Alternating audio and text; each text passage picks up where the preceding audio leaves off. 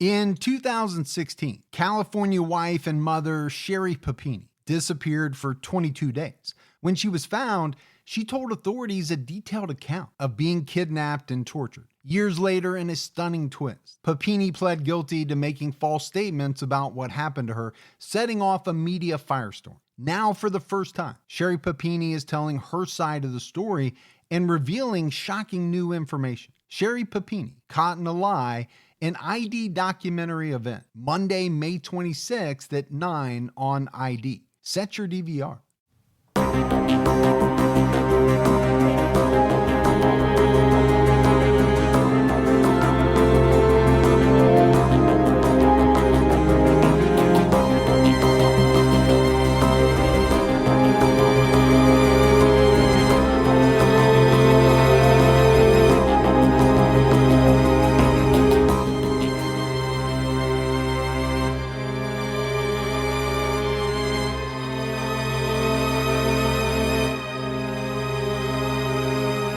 Hello, everyone, and welcome to episode 83 of the True Crime All the Time podcast. I'm Mike Ferguson, and with me, as always, is my partner in true crime, Mike Gibson. Gibby, what is going on? Doing good, man. How about you? I'm doing great. Yeah? Yeah, I mean, the weather is nice. It's going to be in the 90s. I know. It's this weekend out, coming man. up. Makes you just want to go ride your Harley, doesn't it? Does it? Doesn't it? Doze it? Does it? Did you say doze it? I said does it. It's Father's Day this Sunday. Yeah. So the day that this comes out will be Father's Day. So shout out to all the fathers out there. Yeah. If you're a dad. Especially the good fathers. Good fathers. I don't want to give shout outs to people that are bad, neglectful dads. Yeah. And for those moms that are doing double duty, happy pseudo Father's Day to you. Yeah. You get two. You get Mother's Day and Father's Day. Yeah. All right, Gibbs, we've got some shout outs, some Patreon shout outs. Let's do it. We had Leslie Chappell, Autumn Lacasio. Ad Girl. Just Ad Girl. Just Ad Girl. Yep. She's busy. Mika. Thanks, Mika. Heather Holstein. Yeah. Thanks, Heather. Melissa Falkenberry. Falconberry. That's my favorite kind of Berry? breakfast cereal. Falconberry? Falkenberry. There's a cereal called Falconberry? No. There's usually some kind of... Frankenberry. Yeah, okay. Yeah. Cassie Ream Kent. Chantel Wilson. Thanks, Chantel. Amy Bill. Thanks, Amy and Bill. Or Amy Bill. Or AB. I don't know if it's two different people. Amber Way. Amber Way. Like the song. Is there a song called Amber Way? Yeah. What song's that? If you don't know, I can't tell you. Are you thinking about the Star Spangled Banner or the... well, you don't know. Not the Star Spangled Banner, the Amber Waves of Grain? Maybe. I don't know what you're thinking of. I can't get in your head. I just leave it at that. You leave it at that a lot. I know. Because there's nothing else There's left. nowhere to go. You act like you're just going to leave it at that, but you have no choice because there is nothing else. No, I can't go forward and I can't go backwards at this point. I'm stuck. Yeah. I'm in my rut. We had Timber Diltz, Timber. Kathleen Knoble, Yeah. John Porich, Leah, Just Leah. Gina Pantano. Say it right, man. Patano. Christy Zalea, Thank you. Jessica, Hey, Jess. Aaron Follett, Ellen Wright, Yeah. Wendy Kugel, Jeffrey Blocky. Blocky? And Like then- that character from that TV show? Blocky? That was Belky. Or Belky? Or Balky. Balky? Yeah. Close. I don't think it was all that close, but Yeah. All right. It Be was a worth a lucky. try. It was worth a try. And if we go back into the vault, Gibbs, this week we selected Jess Huey. You know, Jess has been a big friend of the show for a long time. She has been with us early on, and Yep, great Patreon supporter, Yeah. great social media supporter as well. yeah, she's been great. Awesome. So- Thanks, Jess. Yep, and a big shout out to everybody that, from the new supporters to the people that continue to support us month after month. Just love them all, man. It is amazing. We had some PayPal support too. Oh, we did? Yep, Cindy D. Francisco Johns. I'm sorry, Cindy. I was just trying to take that all in. That one took you by surprise. It's like, when is Ferguson going to stop talking? Yeah. How long is this What gonna go? name do you give when you put a reservation in? There's a hyphen in there. Yeah. Jessica Bernston, Thank you. Shauna Murray, Yeah. and May Darrop. May. May. Thank you, May. So big shout out to our PayPal supporters. Love that. Now, don't forget, same time this episode drops, there's an episode of True Crime All the Time Unsolved. Okay. We're diving into the Kathleen Peterson case. This is the case that they made the documentary about called The Staircase. Yeah. Yep. And Netflix has recently come out with it again, added a couple new episodes onto it. So there's a lot of renewed interest in this case. Sure. Now, we chose to put it on Unsolved, even though technically, Gibbs, I think it's solved. But It's how there's you so look at many it. questions out there. We just thought it'd be a good case to talk about, and we decided to put it on Unsolved. Yeah. So that's what we did. That's what we did. So switch on over and listen to it when you're done watching. When you're done watching this on your phone, spinning on that little thing, jump on over and watch the little spin thing on your other phone as you listen. What is this spin thing that you're referring I to? don't know. Some people got a little spin thing, Oh, they do? I guess. Oh, I didn't know that. I don't know. have a spin thing. I just plug in and listen. Why do you have to plug in? Aren't you wireless? Well, sometimes I got my wired headphones. Oh, you're talking about your headphones. Yeah. I got you. Yeah, Are you ready to get into this week's True Crime All the Time? I am. We're talking about one of Knoxville, Tennessee's most horrific crimes. And this is a case, Gibbs, that has been one of the most often requested since we've started the podcast.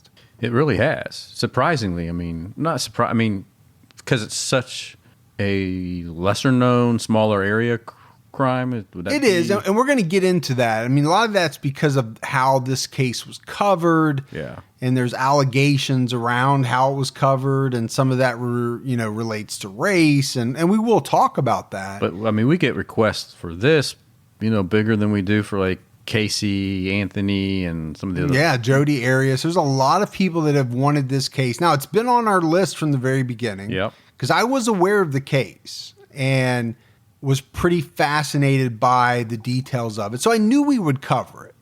But it's just, there's been so many requests, we had to do it. So the case centers around Channon Christian, who was 21 years old, and her boyfriend, Christopher Newsom, who was 23. They were carjacked, kidnapped, raped, and killed in January of 2007. And ultimately, there's going to be 5 suspects that police identify. And we're going to talk about them all. We're going to talk about the trials. We're going to get into all of that. But first, we have to talk about Channon and Chris. Channon was born April 29th, 1985 in Nacogdoches, Texas. That's a mouthful. That is a mouthful. Nacogdoches. It is. She lived in Louisiana, ultimately moving to Tennessee with her family in 1997. So she goes to high school in Tennessee, graduates in 2003. And at the time of this incident in 2007, she was a senior at the University of Tennessee, which is in Knoxville. She was majoring in sociology.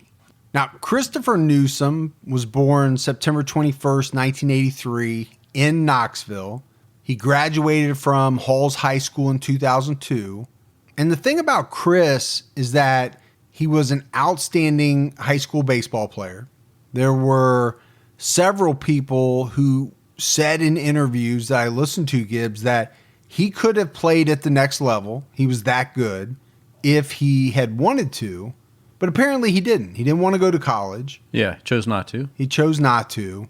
He got into the trades. And by this time in 2007, it was said that he was a pretty gifted tradesman. Now, one thing to point out is that Chris and Channon had not been dating all that long, maybe around 2 months. They both still lived at home with their parents, but both families would come out and say that Chris and Channon had fallen pretty hard for each other in this short amount of time. And from everything you read, these were 2 good kids falling in love with each other. They're in a new relationship. They have their whole lives ahead of them. I mean, really, who knows what would have happened in their lives moving forward? Would they have stayed together? Would they have ultimately, gotten married? Or what else would have happened? The problem is we'll never know. Well, sure, that was taken away from them, right? Yeah, their lives were cut short. Yeah, at such a young age. I mean, it's just not right. So at a young age, but also in what, and we're going to go into the details. Horrific. Horrific. And you'd have to say senseless crime. Well, they're all senseless, right? I mean, but man. As you hear some of the details around why the crime happened, you're absolutely correct in that, they're all senseless. But there are some crimes and murders that you can make some sense of from the standpoint of, okay, I understand why this happened. I don't condone it. It's not right. This one... It's mind-numbing, man. This one, is purely senseless in the fact that the victims weren't known to the perpetrators. It was just, we'll get into it. So we go to the night of January 7th, 2007. Chris and Channon had plans to go to a friend's party that night. Channon had stayed at her best friend's place in the Washington Ridge apartment complex. She was there. She was waiting for Chris to show up. He had been playing golf all day with his best friend. Yeah. Channon was hanging out with her best friend. Her best friend decides to go to the party without her, and she's left there waiting for Chris. So she's doing the right. She's waiting for her boyfriend, like she said she would. And sure. Yeah. Okay. He shows up. Chris does. And as they start to leave the apartment together, they're going to head to this party. Channon is in her Toyota SUV. Chris is leaning into the window, giving her a kiss. And then he's going to get into his truck and he's going to follow her to this party. Yeah. But while this is happening, they're attacked by two men with a gun. Channon and Chris are forced into the vehicle and they're driven to a house on Chipman Street blindfolded. So this carjacking from the Washington Ridge Apartments happened around 10:30 that night. At around 12:30, the people that had kidnapped Channon and Chris forced Channon to call her parents to tell them that she would be late. So she does. She has a conversation, I believe, with her father. And in that, she gave no indication that she was in trouble. So just as a little tip from Gibby moving forward with your loved ones, you should always have a code word. I knew you were going to go there. Yeah. Not the obvious, help, whatever, you just something that kind of an innocuous word that you could use in everyday language, but you probably wouldn't. Right. But if you did use it, it meant, hey, something's not right. Yeah. I like that idea. Yeah. Hey, Dad, I'm going to be a little bit late. Things are bananas, Right. Because besides you, who says the word bananas? I'm just saying, Yeah. So I think that's a great tip. And it's easy to do. Yeah. You just need to coordinate it with your family. Yeah. Just something like, hey, I'm going to be late. Let Fergie know. Hey, I'm going to be late. Let Gibby know. People will be like, something bad happening. Track that phone and find me. Well, it's funny that you mentioned tracking phones because it's going to come up in this case, right? The tracking of cell phones. But getting back to this situation that Channon and Chris are in, she's having this call with her father. What can she do, Gibbs? Without having this code word already developed, like you said, she probably has a gun. If not trained on her, it's there. She knows it's there. She's probably too scared to give any real indication that she's in trouble. Well, I mean, not knowing what led up to that before that call. I mean, a lot of things could have happened to put a lot of fear into somebody, right? It's thought that possibly they had threatened to kill her, kill Chris. Sure. If she said anything that they didn't like. Right. And most likely they probably did say that, I mean, if I randomly kidnapped you and your wife and I had a gun to your wife's head and I said, this is what I want you to call and say to your parents, you're probably going to say exactly what I printed out to say to your parents. I would not. I would do a Jason Bourne judo chop. Yeah. Which would probably be more like an Austin Powers for me. Yeah. Austin Powers judo move, but I would overpower you, kick the gun out of your hand. And that's how it works in your head? Yeah. Okay. I want to say it's Jason Bourne-like. Yeah, we know. It's probably more Austin Powers-like. I don't even know if it's that good. But Channon was probably thinking, at this point, how do I get out of this situation? And I would have to think, Gibbs, that one of the thoughts going through her head was, I need to do what they're asking me to do. Self-preservation. I need to make it through this situation, and then they're going to let me go.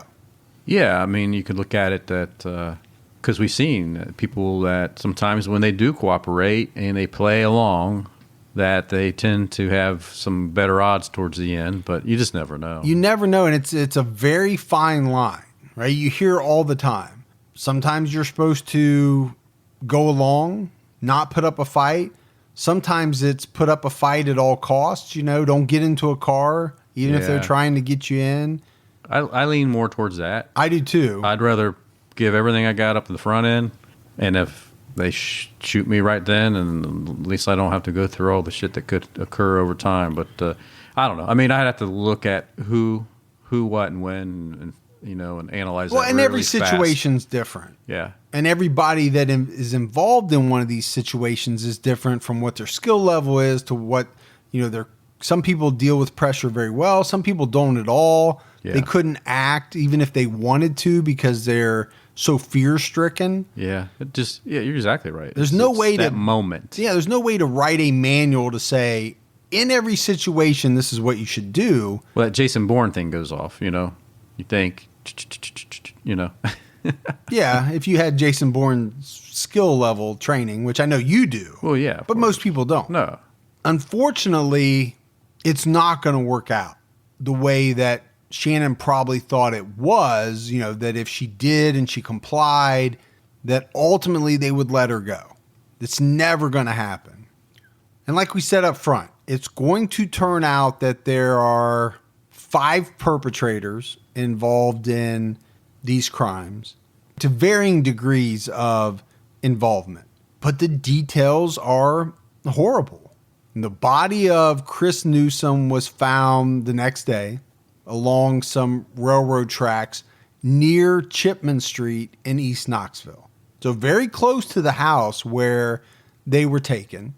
Forensic evidence showed that he had been raped in the final hours of his life. He was forced to walk barefoot to the railroad tracks, and there he was shot in the neck and in the back. It's thought that he was paralyzed by one of these shots to the back. So he's lying there helpless on these railroad tracks, and he is shot with a .22 caliber placed up against the back of his head, and that's what ultimately killed him. It's like an execution style shot. What you think of? Yeah, as an execution style shot. Right. Christopher had been gagged with a sock that was stuffed in his mouth. His ankles were bound with his own belt. His hands were bound behind his back. His face was wrapped in a bandana. His head was covered with a sweatshirt and tied around his neck with a shoestring. They wrapped his body up in a comforter. They doused it in gasoline and they set him on fire. It is hard to imagine. And according to testimony of the medical examiner at one of the trials, there's going to be a number of trials because we mentioned there's a number of suspects. Christopher Newsom was sodomized with an object. He was raped by a person, so they could tell this through examination somehow. And they believe that these actions took place at the house on Chipman Street. They also believe, and this is horrifying in its own right, that Channon was made to watch what happened to her boyfriend, Chris. But it's important to point out Chris was killed pretty quickly, within what police think was a number of hours from the time that they were abducted from the apartment complex to when he was killed. They believe was just a few hours, and he was found not that much later on the railroad tracks. It's not going to be the same for Channon Christian. She was tied up inside the Chipman Street house, and this house was rented by a man named Lamarcus Davidson. So this is our first suspect. Okay. And we're going to talk about all these suspects in some detail. But Channon was repeatedly attacked and raped over the next couple of days. She suffered multiple blows to the head. She was hogtied with strips of fabric from a bedding set. And the medical examiner would conclude that, she suffered injuries to her vagina, her anus, her mouth in these repeated sexual assaults. So this was a very vicious, brutal attack. At one point, they poured bleach down her throat, and they also used the bleach to scrub her body while she was still alive. So this is an attempt by these individuals to remove DNA, but pouring bleach down somebody's throat, Gibbs. Yeah. I mean, after everything she went through, that's just terrible, man. I mean, just some sick individuals, man. I mean, everything they did to her was just makes my stomach turn. And after all of that, they put a plastic bag over her head. They put her body in trash bags, and then they stuffed it into a trash container like she was trash. And we've heard this before, right? People treating other human beings like they were essentially trash. Yeah. Whether it's throwing them away, for the lack of a better term, in a ditch, down an embankment, or in this case, actually putting someone in a trash can. Yeah. Now, there's a thought that these individuals believed that Channon was dead at this point, but she wasn't. She was still alive when the bag was put over her head, when she was put in this trash can, because the medical examiner uncovered evidence that showed that she slowly suffocated to death. In fact, Gibbs, she died with her eyes open. And that's a horrifying scene to picture in your mind. Can't even imagine. Shannon's abandoned Toyota SUV was located on Monday, January the 8th. So it didn't take them that long to find it. No. But when they found it, they also found an envelope inside the vehicle. And on that envelope was a fingerprint belonging to Lamarcus Davidson. So now they have a clue. They find out that he lives at this 2316 Chipman Street address. And this is just a couple of blocks from where they find her car. When police figure all this out, they go to the address on Tuesday, the 9th. The house is unoccupied. And this is when they find Christian's body in a trash can in the kitchen. And I just can't imagine Gibbs being one of those officers on the scene. You're looking around, you open the lid off of a trash can, and you find the body of this 21-year-old girl. No, I couldn't either, man. Be just tragic, man. So they've got a whole bunch of law enforcement personnel working this case, right? It's a big case in the Knoxville area. And it doesn't take them all that long to round up the 5 suspects that they believe committed these crimes. They used both the suspect's cell phones as well as the victim's stolen cell phones to locate these people. So obviously these people didn't have a good understanding of how cell phone, GPS, triangulation, whatever, tracking, whatever you want to call it, worked. Because they're just carrying around their cell phones, totally oblivious to the fact that, you know what, authorities can figure out where you are. Yeah, not the smartest crew. No, that's going to become pretty obvious as we get into who these people are. There's no Albert Einstein, Stephen Hawking, Booker T. Washington type minds in this group. Yeah. That I think is pretty safe to say. I would agree. So the first person, we already mentioned Lamarcus Davidson. He went by the nickname Slim. He was 25 years old. He was arrested at the house because he was renting this house on Chipman Street. So he's arrested there. But Davidson had just completed a 5-year sentence about 5 months prior to this incident for carjacking and robbery. So he did his 5-year stint and came out and went right back to it. And thought, you know what? We better carjack someone. Now, there's a thought that he was broke. He was angry. Apparently, his girlfriend had left him. Good for her. He had no car. He had no money.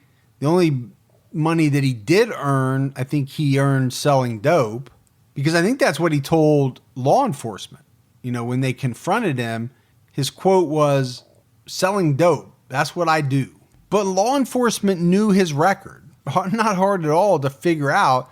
This guy just did 5 years for carjacking and robbery.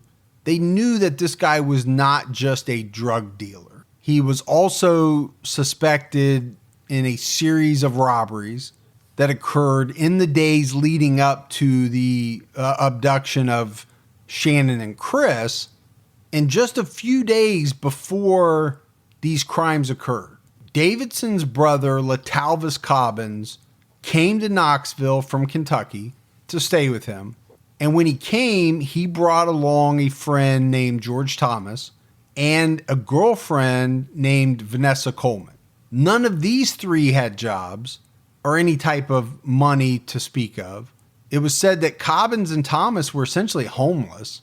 Vanessa Coleman had a family, a loving family, but she chose not to reach out to them for help. And what would come out is that Davidson, Lamarcus Davidson, in the days before all this happened, he started to get angry over what he viewed as his brother and his guest essentially living in his house, eating his stuff, being freeloaders. And he boiled over, and this is what, there was an incident that caused his girlfriend to leave. But like you said, good thing she did. Oh, yeah. I mean, it's the best move she ever made. All right, Gibbs, let's take a minute to talk about Simplisafe. You've heard me rave about Simplisafe. I've been using it for over a year now. I love it. Simplisafe has no contracts, no hidden fees. It's a company that treats you right. What I love is the technology, right? Completely wireless, doesn't rely on land-based phone lines that can be cut, disabling your alarm system. I've got the camera that I can look at through my iPhone while I'm at work or away from home. You can also set your alarm from your iPhone if you want. And I love the monitoring price. And because it doesn't rely on phone lines, I was able to get rid of my home phone. So we just go completely cell phone and with the wireless Simplisafe system. Yeah, it's a great system. You have it too. You're loving it. I am. Simplisafe is what home security should be. Not a bunch of fine print, not locking you into these 2-3 year contracts. You get the best protection, period, at a great price. So we want you to go out today to simplisafe.com/TCAT. Learn more about Simplisafe. Check it out. That's simplisafe.com/TCAT to protect your home and family with an A+ home security system. simplisafe.com/TCAT. And then we have Casper. And Casper is another product that I've been using for right around a year, maybe just a little bit less than a year. I have never slept better in my life than I do on my Casper bed. Now, you spend 1/3 of your life sleeping, you should be very comfortable. And Casper does a great job of designing their beds to mimic human curves. So we're talking about supportive memory foam that gives you just the right amount of sink and bounce. It's breathable. meal. It helps keep you cooler, regulate your body temperature through the night, but it's all to ensure that you get the best night's sleep possible. And everything is designed, developed, and assembled in the US. They cut out the middleman, they sell directly to you, hassle-free returns, they deliver the product right to your door in an unbelievably small box, Gibbs. I was shocked at how small the box is. It really is. And then you open it up and you've got this mattress kind of unfolds and you're ready to go. It's kind of fun to watch it expand. There's free shipping and returns in the US and Canada. And you can be sure of your purchase with Casper's 100-night risk-free sleep on it trial. And our listeners can get $50 towards select mattresses by visiting casper.com/TCAT and use the promo code TCAT at checkout. Terms and conditions apply. That's casper.com/TCAT, promo code TCAT. So Davidson's brother, Latalvis Rome Cobbins, everybody's got a nickname too, by the way. Yeah. And I'm not sure how they get it, right? Okay, Slim, I get. You're either Slim or you're not. You're overweight. Yeah. And you go by Slim. But Rome, I have no idea what that means. But Cobbins was 24 years old, went by Rome. He and his friend George Detroit Thomas, they were arrested in Lebanon, Kentucky, which is about 180 miles north of Knoxville, just a few days after the murders. So like I said, it didn't take police long once they got the address of Lamarcus Davidson to get him, to figure out who else was involved and to go get those people as well. And they cracked this case pretty quickly. Yeah, they really did. I mean, thank goodness that envelope was in the car. Yeah, that really kind of led them very quickly down the right path. So they've picked up Davidson, they picked up Cobbins, and they picked up George Thomas. Cobbins would be charged with assaulting a correctional officer while awaiting trial. He had a rap sheet that included a 2003 conviction for robbery in New York. But to catch a charge, Gibbs, while you're awaiting trial on some other charges. You know, when we talk about the fact that these people don't appear to be that bright, that's not very bright. No, that's pretty stupid. Assaulting a correctional officer when you're essentially fighting for your life and going to go on trial. Just adds to his character. Or lack thereof. Yeah. No, you and I were thinking the same thing. And then we get to 34-year-old Eric E. Boyd. Went by E. He was also arrested in connection with the carjacking. Now, the first three that we talked about, Davidson, Cobbins, and Thomas, were indicted on 46 counts, including first-degree murder. Eric Boyd was charged only with being an accessory after the fact, because apparently he helped Lamarcus Davidson hide out after all this happened. And then we get to Vanessa Coleman, 18 years old at the time. She was the fifth and last of this group to be taken into custody. She was not arrested until January 31st, but also arrested in Lebanon, Kentucky. So it took them a little bit longer to find her than it did some of the others. But what I found fascinating, Gibbs, is so they have all these people. They have these 5 suspects.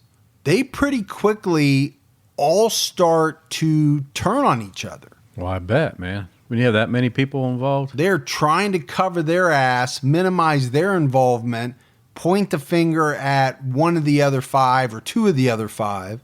You can't have that many people involved and not have things slip up, you know?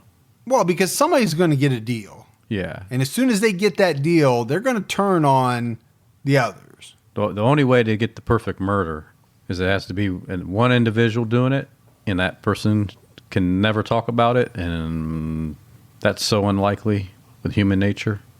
Are you letting out a little inside knowledge there, or? You know, I agree with you, though. Yeah. I mean, the more people that you have involved, human nature dictates that people talk. And the more people involved, the more people there are to talk, and eventually something's going to come out. Not telling anybody how they should plan their murders, obviously, but... No, never. Gibbs is just talking about how he operates. So I mentioned they start turning on each other. Eric Boyd tells authorities that Lamarcus Davidson had recounted all of the details to him. And he provides a pretty detailed story of what happened that night. Then you have Cobbins and Thomas. They tried to say that it was Eric Boyd who committed the rapes and murders. Now, Cobbins would admit to his role in the carjacking. So this is where it gets really strange, right? They're admitting to certain things, but denying others and saying that certain people did some things and I only did this. It sounds like a bunch of CYA, and, I know I'm in trouble, but hopefully I only get charged with a very minor part of this, not the rape and the murder. Right. So if I admit to the carjacking, but say that I wasn't involved in the other stuff, in comparison, I'm going to do a much smaller amount of time. I think that's what Cobbins was thinking. Yeah, I agree. But then George Thomas, who was supposed to be his friend, in his statement, he said that the whole thing was Cobbins and Davidson. So it sounded to me like a real circus. And then eventually they all pled not guilty. So we know we're going to have some trials. Right? We have 5 people with varying amounts of participation in these crimes. But there's a big snag that happens early on in the process. They can't seem to find impartial jurors in Knoxville, Tennessee, because they polled over 300 potential jurors that were in the pool before the trial started. And 95% of the people polled said that they knew about the case. And I don't think that's all that strange. No, not it's localized like that. Yeah, in Knoxville, this was a very well-publicized case.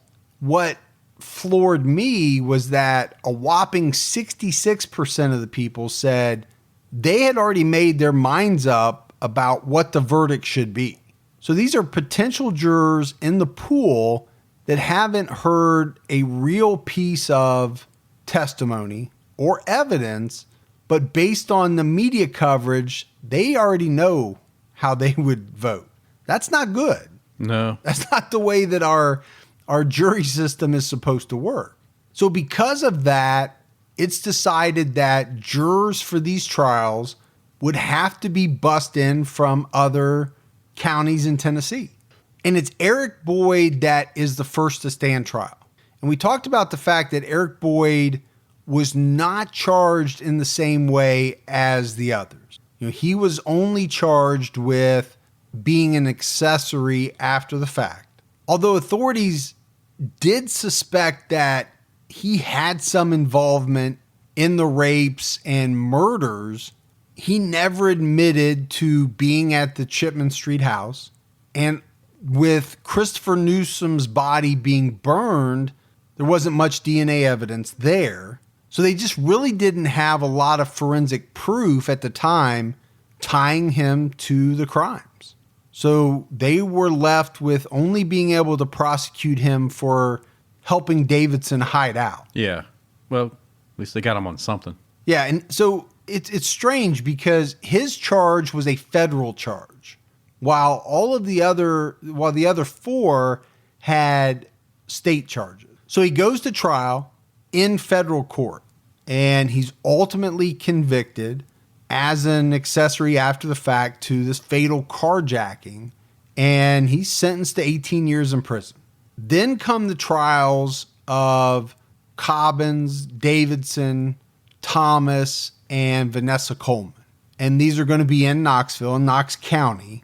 And these were expensive trials. I mean, we're talking about millions of dollars of taxpayer funds to prosecute these 4 individuals. Now, we haven't mentioned race at all, but we have to talk about it because it becomes a very important part of the case once the trials start to happen. So Channon Christian and Chris Newsom were white. The 5 defendants were black. And this caused white supremacist groups to come out, staging demonstrations in downtown Knoxville. One man was arrested. during a demonstration for disorderly conduct, resisting arrest, vandalism, assault on a police officer.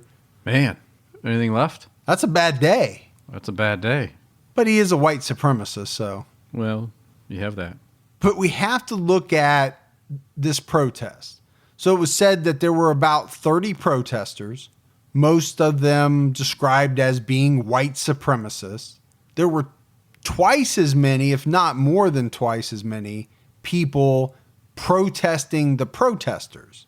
So I don't know, Gibbs. Essentially, they're protesters too, but they're protesting the white supremacist protesters. Yeah, and that happens a lot in these kind of situations, you know. It does. We got one group on one side, the other group on the other, and the police in the middle. Yep. But speaking of the police, so they had more than 200 Knoxville police officers and 100 more county highway patrol federal agents just to police this protest. So they had about 3 times as many authorities as they did protesters and people protesting the protesters. I just found that interesting from the standpoint of how much does that cost to pay essentially 300 people to make sure that this protest doesn't get out of line. Yeah. That's a lot of money. It is a lot of money. But obviously they weren't taking any chances of it getting out of hand with that amount of people. So we first talk about the trial of LaTalvis Cobbins, and he makes the decision against advice of his counsel that he's going to take the stand. He's going to testify on his own behalf. And what do you always say about that, Gibby? Don't do it. Never good. Don't go against the advice of your counsel. Exactly. If they tell you not to do it, don't do it. But he does. And, on the stand, he would claim that the carjacking was committed by his brother, Lamarcus, and Eric Boyd. And he said that he was too scared of his brother to let Channon Christian go from the house. All he did, this is in his words, was drive Eric Boyd's car following the carjacking back to the Chipman Street house. But I want to play just a quick snippet of Cobbins on the stand. You got all us involved in this, man. You tripping. Man, look, man. I said, you know what? We finna go. We ain't got nothing to do with this. We finna go. You do what you do. We ain't gonna tell on you, man. You gonna end up getting caught yourself. So we finna go. Nah. Ain't nobody going nowhere. What you mean ain't nobody going nowhere? We finna go, dude. You ain't talking about nothing. We finna go. Nah. He pulled his gun out of his pocket. He didn't point it at nobody, but he just pulls it out. I'm like, dang, bro, you gonna kill me now? You pulling your gun on me? You gonna kill me now? I'm your bro. You gonna kill me? Nah, I ain't gonna kill you. But I'll shoot your ass, but I ain't gonna kill you.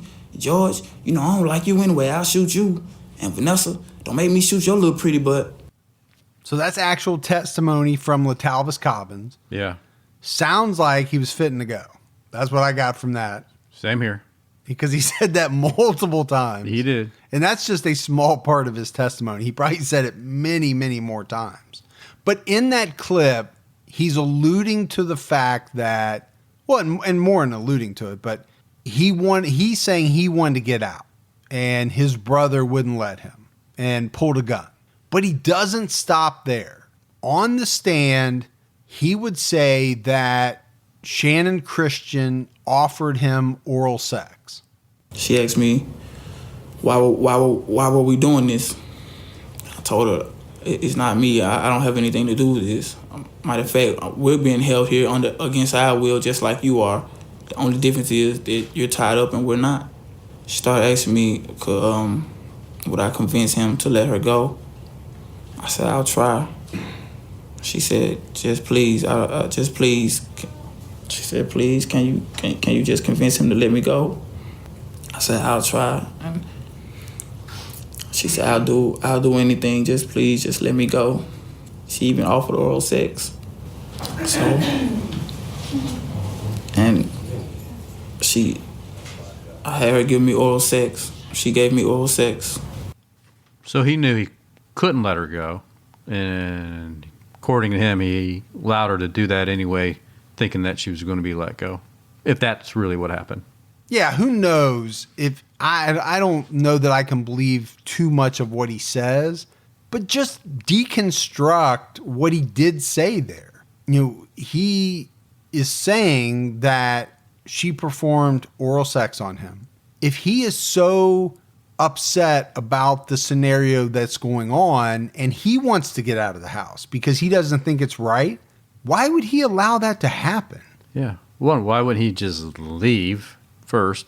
And two, if he's so concerned about him and doesn't think it's right, why would he think it's okay to trade some oral sex to get her out? If he's a real man, he would just untie her, walked her out the door, and did what he needed to do to get her to safety. Yeah, if he could. But if he couldn't do that and he was being held against his will, which I highly doubt, right. But that's what he's saying. Well, sure, he's fighting for his life right now, so he's going to say that stuff. Yeah, why would he even entertain the notion of doing something like that at this point in time?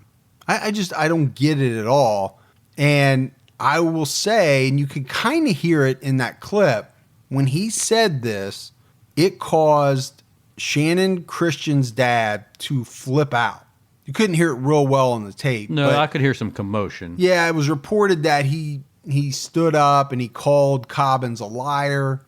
But essentially, Cobbins' story was that he had no idea what was going to ultimately happen before it happened. So a jury that had been bussed in from Davidson County heard his case.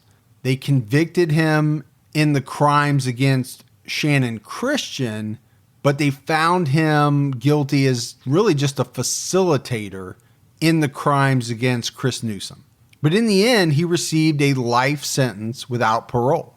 So a very stiff sentence, as it should have been. All right, Gibbs, let's talk real quick about HelloFresh, the meal kit delivery service that shops, plans, and delivers step-by-step recipes with pre-measured ingredients. So all you have to do is cook, eat, and enjoy. They have 3 plans to choose from: classic, veggie, and the family, which is the one that I get because we have 4 people. And each box you get is made up of amazing ingredients, responsibly obtained from carefully selected farms and high-rated trusted sources. And each week, there's a 20-minute meal. And this week, Gibbs, we made, in 20 minutes, sesame beef tacos with quick pickled veggies and spicy crema. It was unbelievable. There was enough in there for all 4 of us to have plenty. And we really look forward to the HelloFresh deliveries, because once we get it, we know we're going to have something really good to eat. It's going to be good stuff, man. Yeah, and it's fun to make. We usually do it as a family. So you can get delicious, filling meals delivered right to your door every week for less than $10 a serving and free shipping. So our listeners can get $30 off their first week of HelloFresh. All you have to do is go to HelloFresh.com/truecrime30 and enter the promo code TrueCrime30. That's HelloFresh.com/truecrime30, promo code TrueCrime30.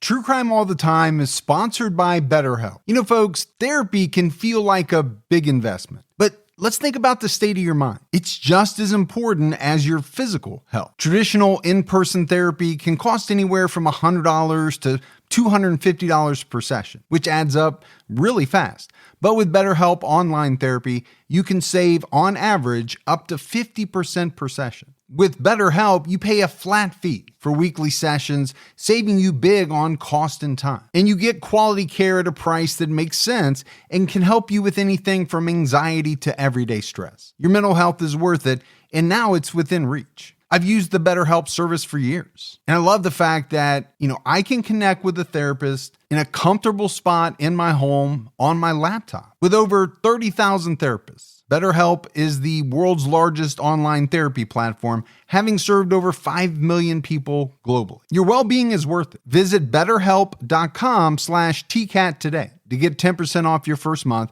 That's BetterHelp, HELP.com/TCATT. And then you get to Lamarcus Davidson, who is really considered the ringleader of this whole thing, right? It was his house. Most of the individuals said it was his idea to do the carjacking, but he had his own ideas about the defense in his case. So what he told his attorneys was that Christian and Newsom came to his home to buy drugs, and this was a drug deal gone bad.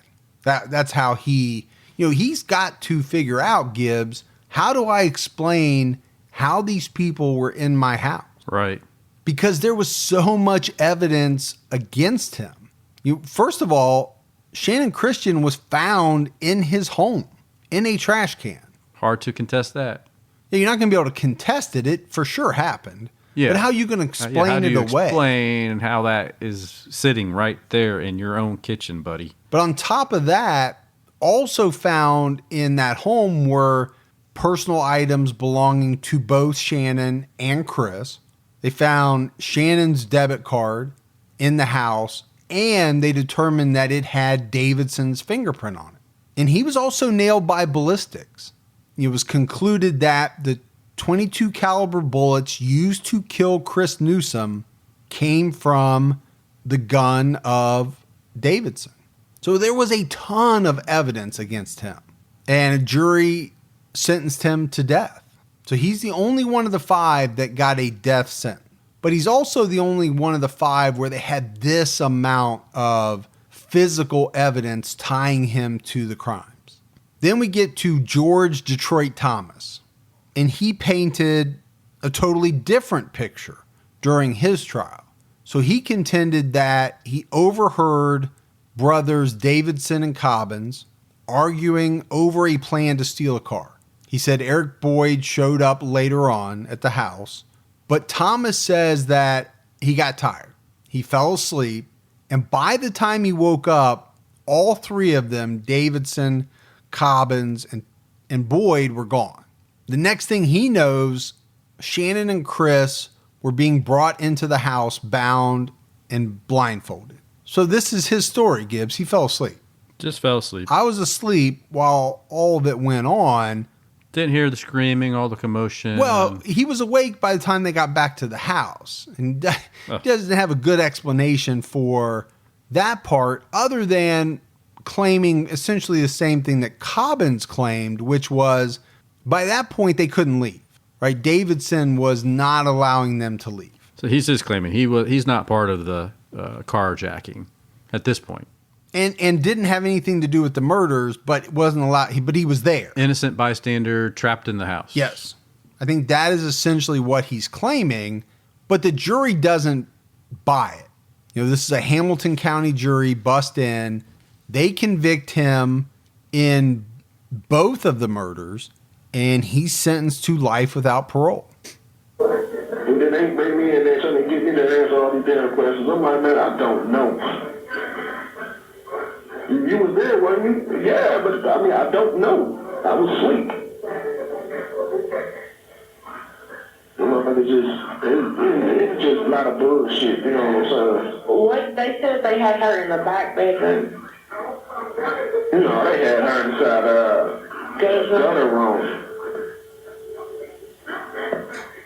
Cause we was in the kitchen and in the back bedroom. And then they tried to say, oh, girl, Daphne came through and shit. Well, she did come over. I believe she did. Was the girl there? I think she was. How the fuck why didn't anybody fucking call? Why didn't somebody leave? Shit, we did leave. And why did nobody fucking call the police and tell them that this shit was going on? Somebody should have fucking did that, G. Come on, man. Because, that girl did not deserve the shit that she was fucking put through. Should have, neither did that boy. Should have put up, but didn't, so, you know what I'm saying? It wasn't none of my damn business in the first place. I know. That's, you know what I'm saying? I'm not finna sit right there and beat. No, that ain't not my business. So that was a call between George Thomas and someone that they played at his trial. I don't know what to make of that. I think he's deflecting there a little bit, but sounded like it. So far we have Thomas and Cobbins get life with no parole. Davidson gets the death penalty, and Eric Boyd, basically for lack of evidence, got some accessory after the fact 18-year charge. Vanessa Coleman, who was 18 years old at the time of the crime. She was the last one to go on trial. And she also insisted that she was a victim, not allowed to leave the house, not able to stop the crimes being committed against Christian and Newsom. But the prosecutors told jurors in closing arguments that Vanessa Coleman made breakfast each morning for the other individuals in the Chipman house. I guess she had admitted to serving oatmeal, sausage, biscuits, eggs. So I don't know what you make of that, Gibbs, other than the fact of, does that show that maybe she wasn't such an unwilling, held against her will victim? I don't know what that means, to be honest with you. I don't know what you make of that as a juror. Yeah, I mean, it just seems like somebody was pretty relaxed with the current. That's what it seems like to me. I don't know that she was saying she was forced at gunpoint to make breakfast for everyone. I mean, that's a lot of breakfast to make. And, you know, if you were upset, I mean, you might just kind of get by with minimal, you know, to make them happy. I wouldn't break out the layers of oatmeal, sausage, biscuits, eggs. I think she was just making meals for her man and her man's friends. That's what it sounds like to me. I think the jury is going to take it that way too. Now, her attorney would come back and tell the jury that Coleman tried to leave the house. She told the others that she was going to call the police, and she was threatened with a gun, saying that, you know, Davidson was going to kill her if she didn't stay put. So, I mean, I said, you know, there's a lot of idiots here, but come on. If you didn't want to be there, knowing the history of some of those men that surrounded you, I think she was probably at least street smart enough to go about her own business while they were doing whatever they were doing and just simply slide on out and not make an announcement that, hey, I'm going to call the police. Right. It's just not what you do. Yeah, you never know. I mean, you never know how the situation went, but I have a hard time arguing with you on that fact. You know, obviously, these people had to sleep at some point. She probably could have slipped out then if she really had wanted to. Yeah, exactly. And I would say the same thing for Cobbins and Thomas probably as well. I'm sure they had opportunities to leave that presented themselves, and they chose not to. They chose instead to participate at some form of level. So for her trial, they brought a jury in from Nashville. They acquitted her for the crimes against Christopher Newsom, but they convicted her as a facilitator in the crimes against Channon Christian. So obviously they're not saying that she killed her, but they are saying that she played a part in the crimes. She received a sentence of 53 years in prison. And I get what she's saying, right? She's saying she couldn't do anything. She was held against her will. There was never a good opportunity, but I don't know. Again, we just circle back to the same thing. There's always opportunities. Just how do you take advantage of those opportunities?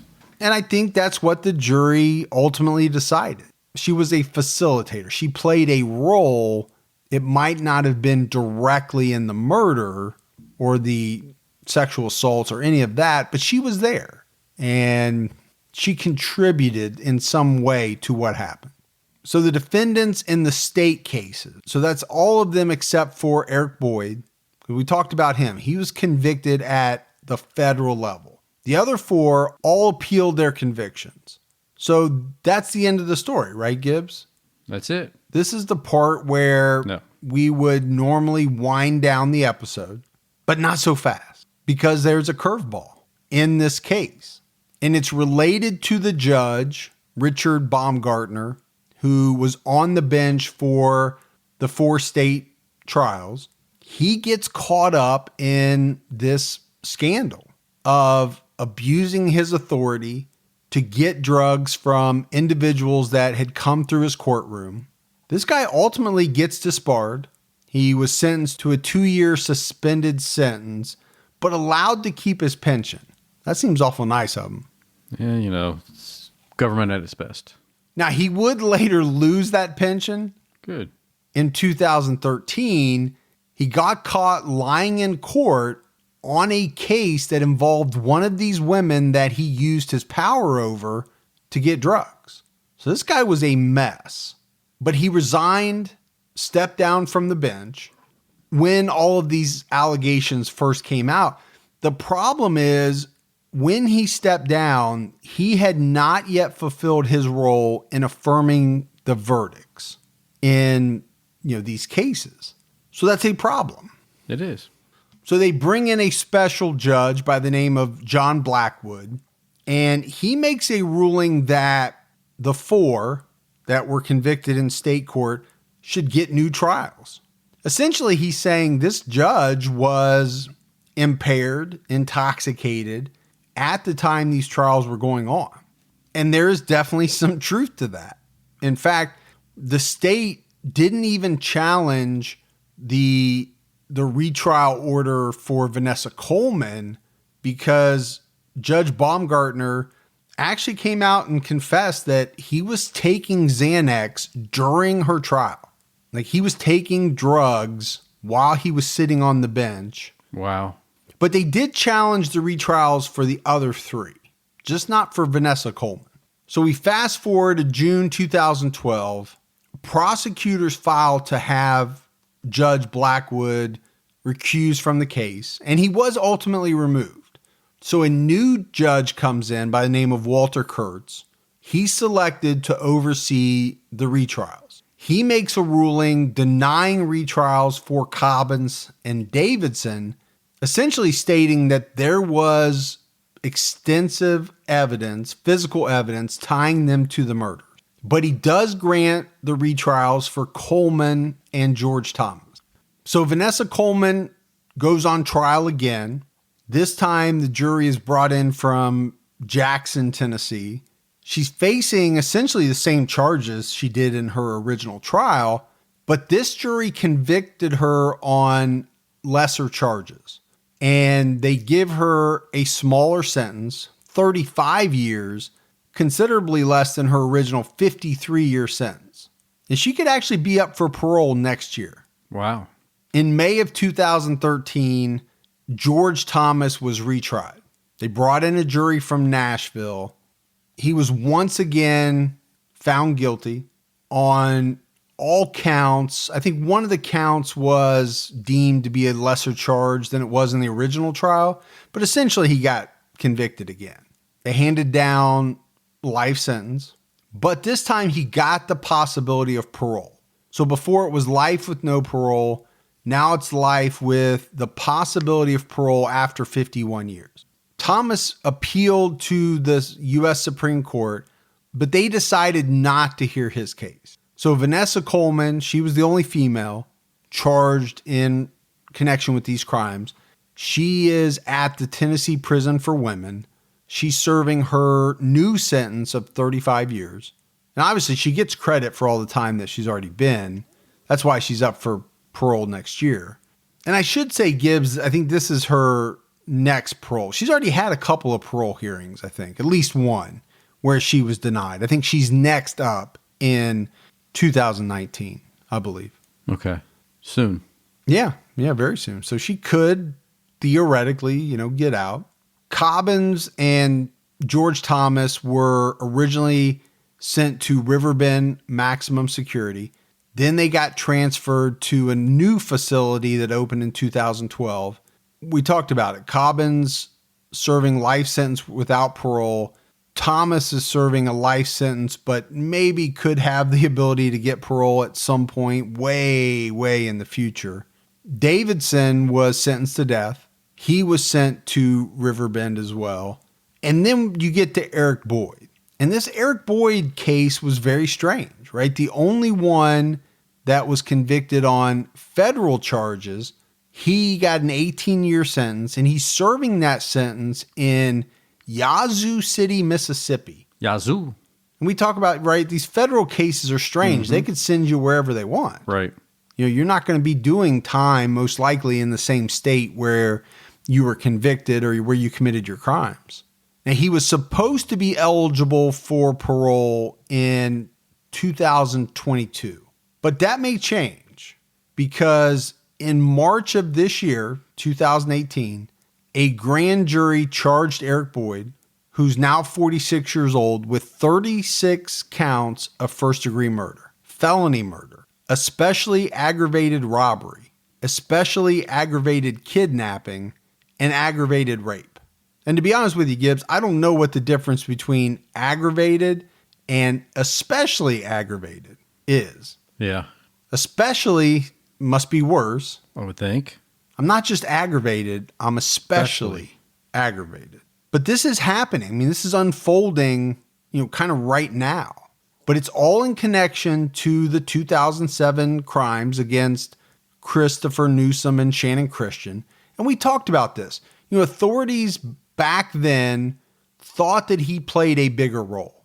But at the time, they just didn't feel like they had enough evidence to charge him with the same things that they did the others. And unfortunately, there's just not a lot out there yet, at least that I could find, as to what the new evidence is or what's come up over the years. So it'll be something to look out for. But obviously, they've connected some dots. Well, I mean, clearly there's better DNA testing, so maybe they were able to get some better readings on the DNA that they did have, and his was in it.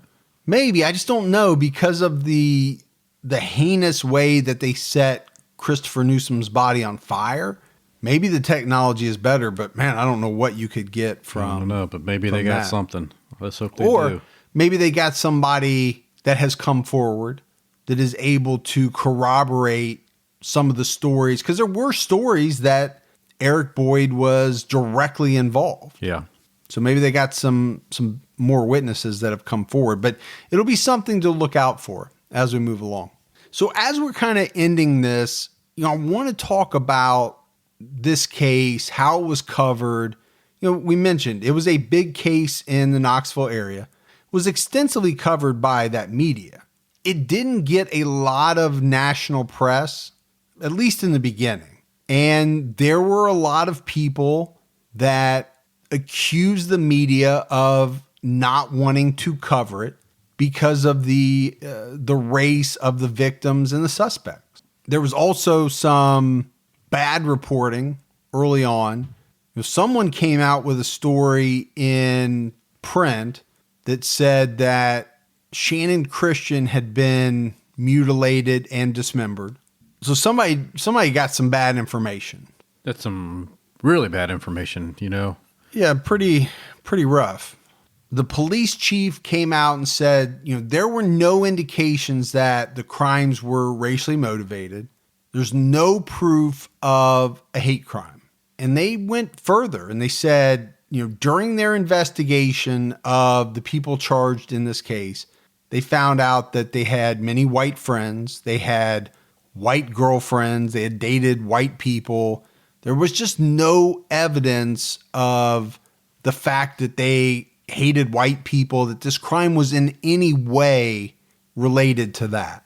It was just a sick, gruesome, horrific crime. It was, but that didn't stop people from, commenting on the case, saying it was racially motivated. On TV, there were people talking about this case saying that, if this was 5 white people that had killed 2 African Americans, a couple, this would be all over the news.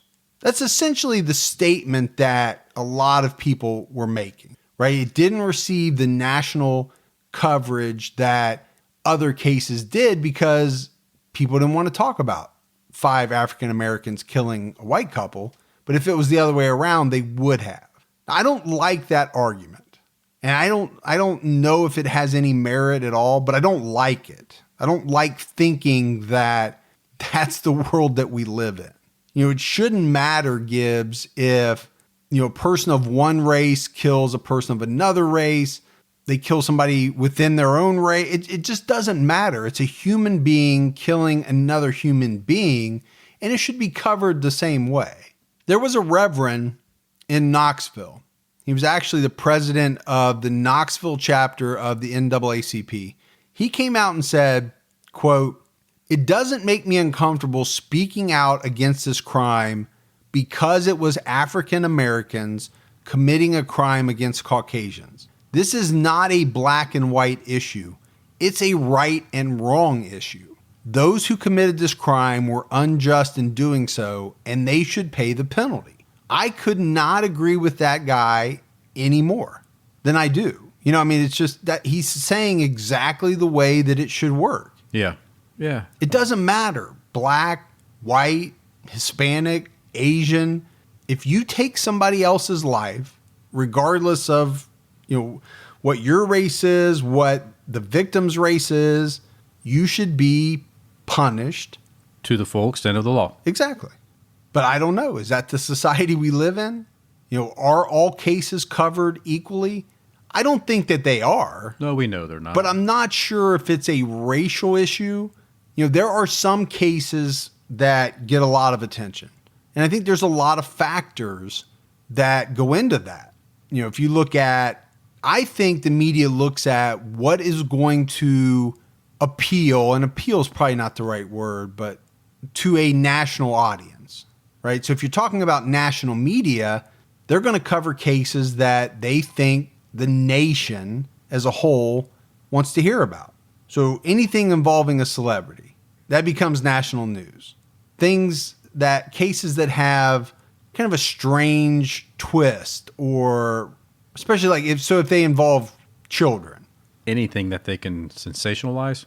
Well, I think the media can sensationalize anything. Well, that's true. I think they're pretty good at that. Yeah, that is true. But, you know, I look back at cases like Casey Anthony, Jodi Arias, right? Jodi Arias was one white woman killing a white man. I mean, I think they had her on there because I think there's a good population that felt that she was an attractive woman that did this crazy thing, you know, of how she portrayed how the events went. But really, I think the media just loved her look, and that's why they ran with her story.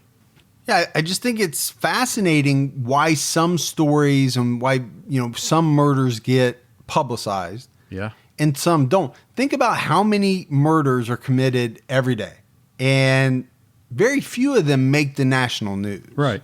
So why is that? They got to have some type of legs that hold them up, you know, through that process. And we know sex sells. That is true. So, I mean, that's could be part of the process, you know, depending on what those individuals look like. I mean, so Scott Peterson, good-looking guy, in most people's realm, they would say he was a good-looking guy. Yeah, killed his wife who was pregnant. There was a lot there. Yeah, but it really grew and had some legs to it, and I think it was more because of how he looked. I don't know how far that would have went with, you know, somebody that was far less attractive. Yeah, you might be onto something. I just think about how many men kill their wives every year.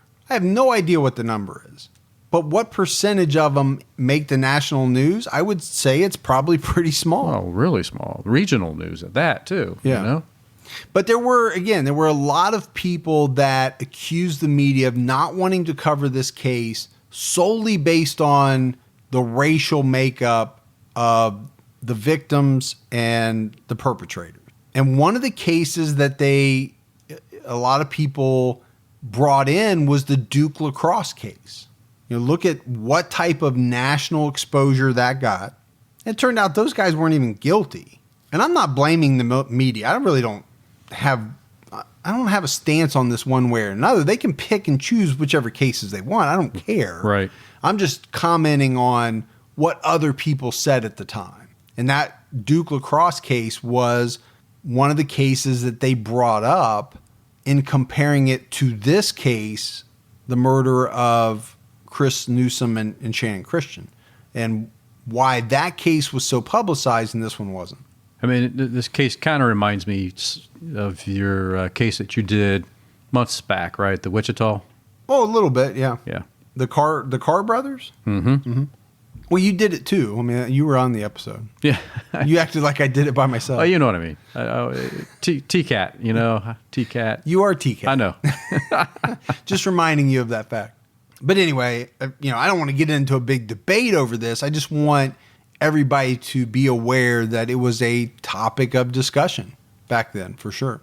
But I think you and I, Gibbs, are in agreement, right? Victims of violent crime should be treated, they should be covered in the same way. It shouldn't be based on race, gender, anything else. But I'm also not naive enough to think that there are many factors that play into what cases hit the national zeitgeist.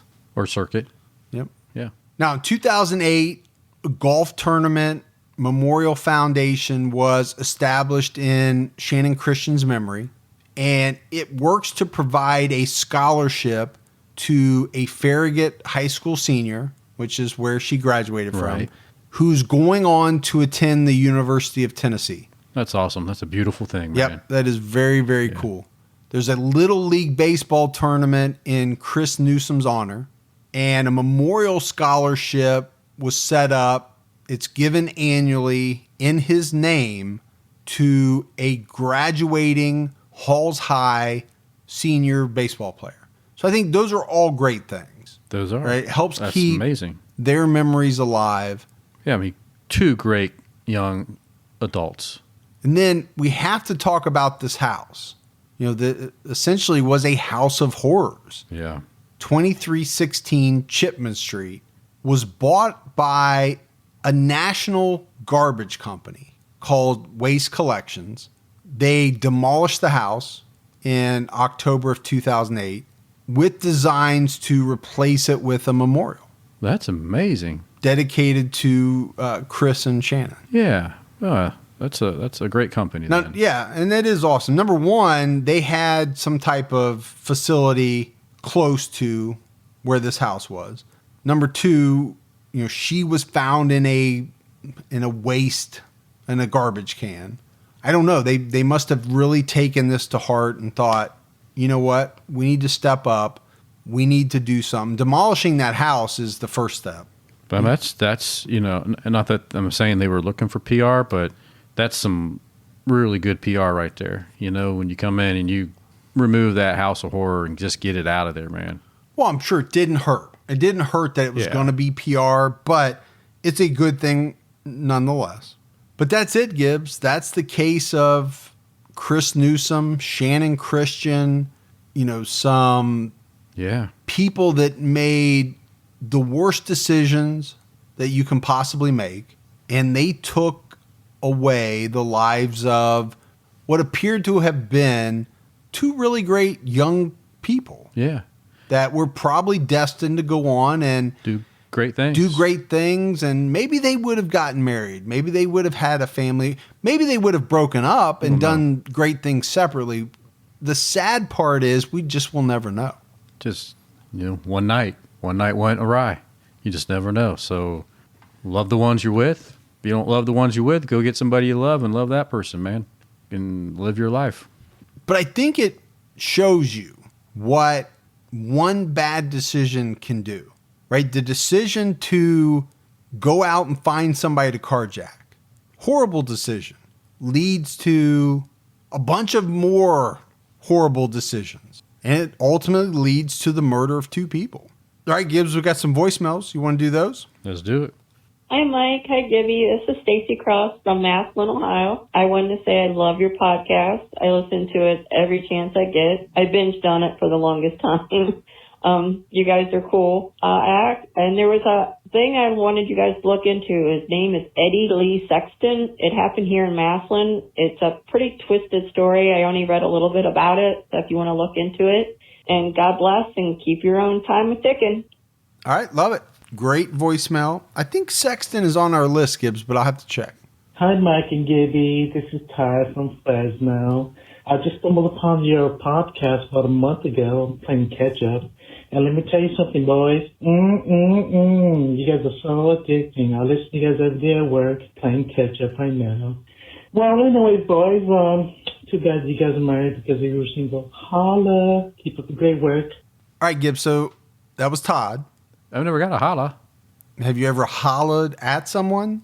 No. I don't think I've ever hollered at someone. That's the closest we ever got to having a holla. It was a holla. Yeah. I think holla became a thing after I was already married, so I don't think I've ever hollered at someone. Well, I don't even know what that means. Does that mean to call someone? I think so. Shows how old we are. Yeah.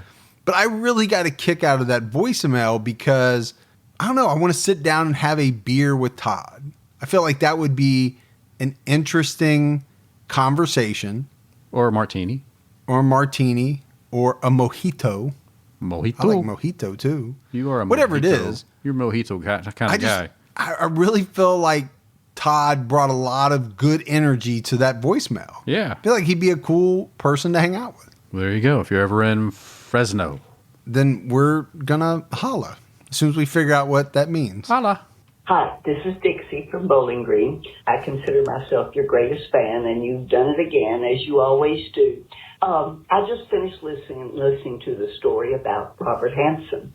And, you know, I thought about one of my colleagues used to talk about child molesters. He called them a waste of human flesh, and I would say Robert Hansen was indeed one of those. But I have another question. Does the Nick River have a hard R in it? And also, is our new slogan, Ride and Die? Thank you. Hopefully I'll have something more interesting to tell you the next time I call. I just want to do this because I just enjoy your podcast so much. Thank you. Bye-bye. All right, Gibbs. Dixie is awesome. Yeah, she is a super love fan. her, man. Yeah, Yeah. she's awesome. So 2 things. The Nick does not have a hard R in it, but it does have a hard K, as we found out, because it's actually called the Knik. See? River. Never know. Knik. The Knik. Yeah. And Ride and Die is kind of your slogan. I still don't understand what it means, but... Ride or die, man. Or ride or die. I said ride and die. Yeah. That would be, you don't want to do that. You can't do that. Ride or die. Yeah. But Gibby's got a lot of slogans. To pare it down to just one is pretty tough. It is. He's like a slogan machine. The sloganator. He's like a walking meme Slogster. generator. Slogorama. Mike and Gibby, this is Jared Beanfield from Ogden, Utah again. Today is Monday, and I just listened to the episode on Keith Hunter Jefferson. Couple things for you. The song is called Mandy, Only Mandy, by Barry Manilow, and in the chorus he says, "Oh, Mandy." I thought that was pretty funny. The only reason I know that is because when I was 16 years old, I liked a girl named Mandy, and so I burnt a CD for her, and I put that song on the CD. But really enjoyed that case today. Recently had a dream. Like I very seldom get nightmares, but even when I'm listening to your cases at night and whatnot. But I had this dream the other night where my neighbor was a killer, and they actually buried the bodies in my yard, which is probably a good idea if they're not wanting to get caught or look suspicious or anything. So anyway, pretty crazy dream. Enjoyed the podcast. Keep up the good work, and we will talk to you later. Bye. All right. Thanks, Jared. So, Gibbs, we did hear a lot about the Mandy. Yeah. And your old Mandy. Hey, you sing it your way, I'll sing it my way. But I got a kick out of Jared because he called him Barry Manilow. Yeah, I heard that. And I'm pretty sure it's Barry Manilow. I know. While we're on the correction corner. Should we just let it go? Nah, I was going to. You're going to call it out? No, Jared's a cool guy. He'll appreciate it. Yeah, well, he does have some dead bodies in his backyard. Yep. I might use that in the book that I'm writing. You should. Where me and you and I are detectives hunting down a serial killer. Yeah. I might use that. Do it, man. All right. Yeah. Hey, Mike and Gibby. This is Jerry, the truck driver again.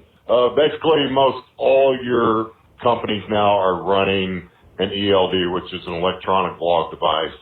And that device does show where you've been at and stuff like that.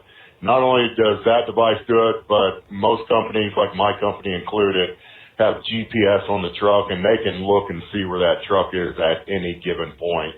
Now, there is rumor that some of the older trucks don't have to run an ELD because the electronics in the truck is just not compatible with it.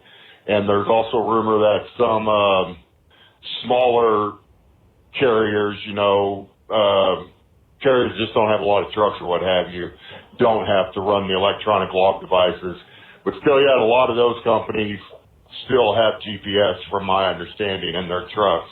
Hopefully somebody else can call in also and give you a bit more information on that. But yeah, being a serial killer today in a big truck would be quite the chore, because Big Brother is always on the lookout for where you are. So anyways, guys, be safe, I hope that sheds some light on there.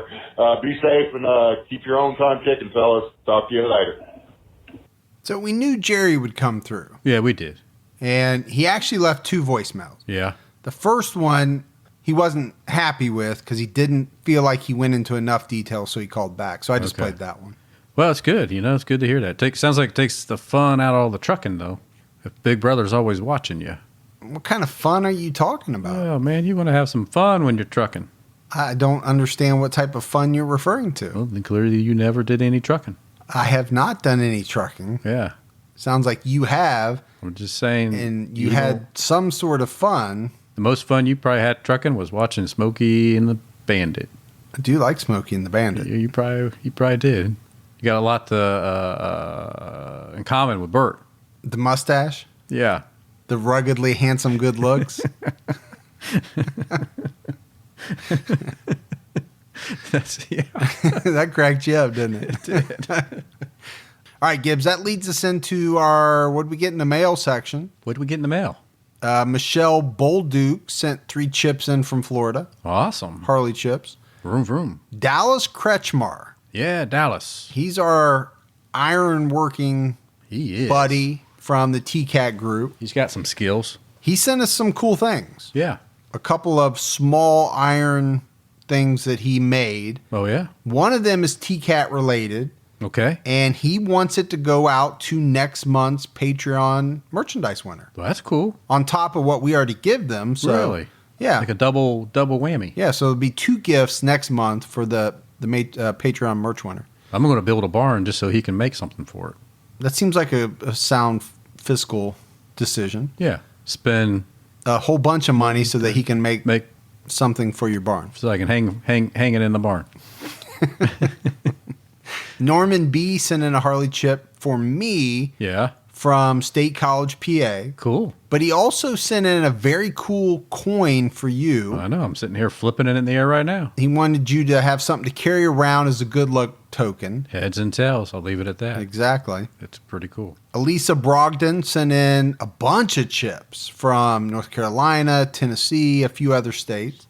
She went traveling. She did. Roxanne Nolan sent 3 chips from Florida as well, but all from different places. That's cool. So awesome. And then Kendra Davidson, who had sent me some Harley chips, a week or 2 ago. Yep. Sent you in some treats from where, Gibbs? Saskatchewan. Oh, you actually said it right that time. So what'd she send? A keychain? Keychain, some maple syrup, because, that's Canada. And wait, what? Somebody might not have known. There's somebody over in... I got you. Yeah. I got you. And sent me some Saskatchewan. I like how I say that. I can't believe you said it like 10 times before we started recording. And chocolates. None of them were right. Saskatchewan. There you go. Saskatchewan chocolates with whatever Saskatchewan berries are in the inside. So you got that going for you. We got that. And then she sent me a nice little letter and it was very print cool. out and stuff like that. So we appreciate all that. And then, and you're probably not going to like to hear this because I got it, delivered to me and I didn't share it with you. Mm-hmm. But so Kristen Smith, a.k.a. Joan, sent me my grandma's favorite potato candy. And I was so incensed when you told me because you've said since we did that episode, that was like the Christmas episode. Yeah. That you were going to make this potato candy for me. I know. You haven't made it. No. And then somebody makes it, sends it to you. Yeah. You can't even save one piece to bring. It was that good. She made it perfect. And I thank you and I love you and it was amazing and Mike didn't get any and he's going to be complaining for the next couple hours. One piece in a Ziploc bag and say, hey, here, this is that potato candy I was talking about. Try it. Yeah. It's good. I'm sorry, I'm man. sure it is. It was really good. I still don't believe it exists. I think you're making the whole thing up. It was good. You had your chance to prove it and you blew it. I know it.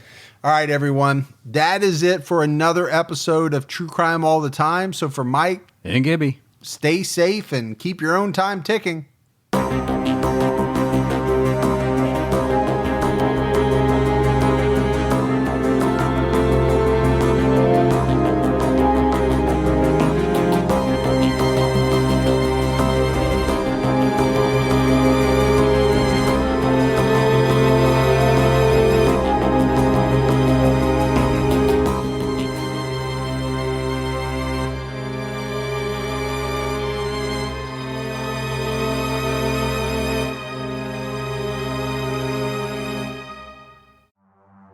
In the early hours of December 4th, 2024, CEO Brian Thompson stepped out onto the streets of Midtown Manhattan.